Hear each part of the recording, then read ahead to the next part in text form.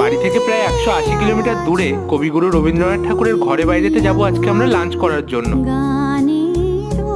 সেই সকালবেলা বেরিয়ে শক্তিগড়ের ল্যাংচা ট্রাই করে এখন আমরা চলে এসেছি বোলপুর শান্তিনিকেতনে ঘরে বাইরে রেস্টুরেন্টে। রেস্টুরেন্টের প্রতিটা কোণায় বেশ বাঙালিয়ানার ছোঁয়া এবং অ্যাম্বিয়েন্স যথেষ্ট ভালো। এসে দেখলাম বেশ ভিড়, তো এখন আমরা বসে আছি। ফাইনালি আমাদের অর্ডার নিতে চলে এসছেন। আমরা দুটো থালি অর্ডার দিয়েছি, থালিতে কি কি আছে তোমাদের বলছি।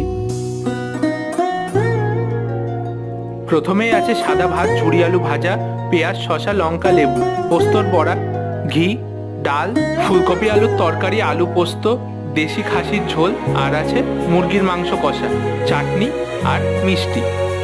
এখানকার খাবার দাবার মোটামুটি লেগেছে আমাদের। তো আমরা এখন খাওয়া দাওয়া শেষ করে যাই বাড়ি। টাটা তোমাদের সবাইকে।